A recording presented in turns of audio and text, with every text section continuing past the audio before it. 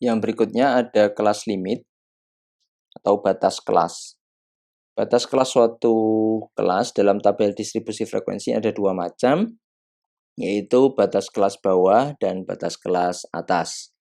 Dari contoh yang kita miliki sebelumnya, kita memiliki untuk kelas yang pertama, ini batas kelas bawahnya adalah 40 dan batas kelas atasnya adalah 49. Untuk yang kelas kedua, batas kelas bawahnya ada 50, batas kelasnya 59 dan seterusnya. Coba kita lihat di tabelnya, ini semua bagian di sini, bagian kiri ini adalah batas kelas bawah. Sedangkan semua bagian yang ada di sebelah kanan ini, di interval ini, yaitu batas kelas atas. Berikutnya ada kelas boundary. Secara umum di sini kita punya dua macam kelas boundary atau tepi kelas, yaitu upper class boundary atau tepi kelas atas dan lower class boundary atau tepi kelas bawah. Kelas boundary ini digunakan untuk memisahkan kelas. Kemudian size dari gap ya, atau ukuran dari gap between classes ya, itu diperoleh dengan mengurangkan antara upper class limit dari suatu kelas dan lower class limit dari kelas setelahnya. Maksudnya seperti apa? Maksudnya seperti ini. Dari contoh sebelumnya, gap itu diperoleh dengan misalnya ini adalah lower class dari kelas setelahnya dan ini adalah upper class dari kelas sebelumnya. Kita lihat di tabel ini, kita ambil contoh dari kelas pertama dan kelas kedua.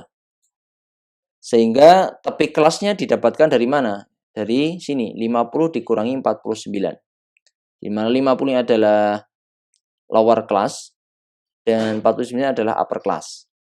Sehingga kita peroleh gapnya sama dengan 1.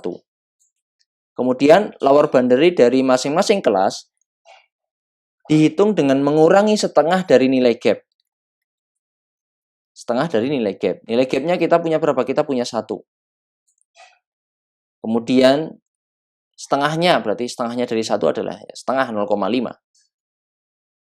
Dan ini akan kita kurangkan terhadap kelas lower limit. Sebaliknya, untuk yang upper boundary untuk masing-masing kelas dihitung dengan menambahkan. Kalau tadi ini mengurangkan, ya di sini sekarang menambahkan setengah dari gap value terhadap kelas upper limit. Maksudnya seperti apa? Kita lihat di sini. Di contoh tadi, maka lower class boundary-nya adalah untuk yang kelas pertama ya. Untuk kelas pertama, lower class boundary adalah 40 dikurangi setengah. Di mana 40 ini merupakan kelas lower limit atau batas kelas bawah. Sedangkan 0,5 ini adalah pengurangnya yang diperoleh dengan menghitung antara gap value dikalikan setengah atau setengah dari gap value. Setengahnya 1 yaitu setengah 0,5 di sini. Sehingga lower class boundary-nya untuk kelas pertama adalah 39,5. Sedangkan upper class-nya ini diperoleh dengan menjumlahkan ya, atau menambahkan setengah dari gap value. Gap value-nya adalah 1, setengahnya adalah setengah. Sehingga 49 ditambah 0,5 diperoleh 49,5. Begitu juga untuk yang second class, sama kita jumlahkan dari nilai batas bawahnya, yaitu 50, dikurangi dengan setengah dari gap value, yaitu 0,5. Kemudian untuk upper class-nya, berarti kita hitung dari batas kelas atasnya, ditambahkan dengan setengah dari nilai gap value, yaitu 4.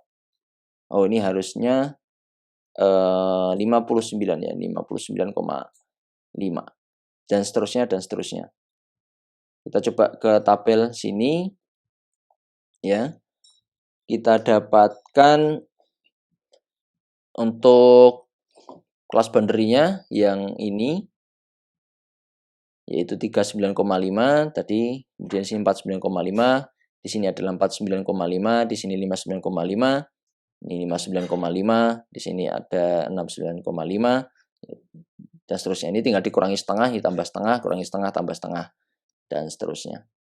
Lalu kita bahas tentang midpoint atau class mark. Di midpoint itu adalah nilai tengah dari suatu kelas, di mana dia merupakan nilai yang berada di tengah antara batas kelas bawah suatu kelas dengan batas atas kelas.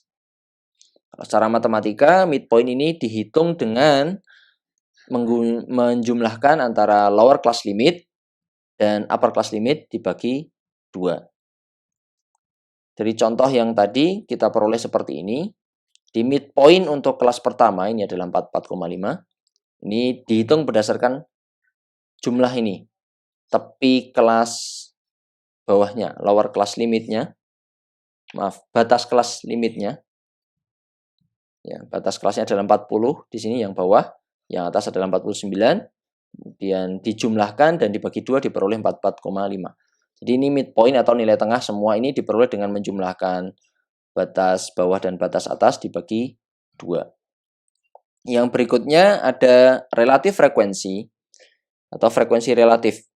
Ia merupakan persentase frekuensi suatu kelas terhadap frekuensi total, yang dia ditentukan dengan menghitung atau membagi ya di sini antara kelas frekuensi dengan sample size dikalikan 100%. Ini adalah relatif frekuensi. Jadi relatif frekuensi di sini dihitung berdasarkan rumus ini tadi. 13 ini diperoleh dari mana? Diperoleh dari 4/30 ya, dikalikan 100 sehingga kita dapatkan 100. Kita dapatkan 13. Kemudian di sini untuk kelas pertama tadi ya, yang kelas kedua ini diperoleh dari 6/30 dikalikan 100 dan seterusnya sampai selesai. Ini adalah relatif frekuensi. Kumulatif absolute frekuensi ini kita bagi menjadi 2, yaitu frekuensi kumulatif kurang dari atau less than dan frekuensi kumulatif lebih dari. Frekuensi kumulatif kurang dari itu merupakan suatu jumlah frekuensi semua kelas sebelum kelas tersebut. Sebaliknya, untuk frekuensi lebih dari suatu kelas adalah jumlah frekuensi semua kelas sesudah kelas tersebut. Kita lihat untuk yang less than atau yang kurang dari di sini, ini diperoleh dari nilai-nilai yang ada sebelum kelas.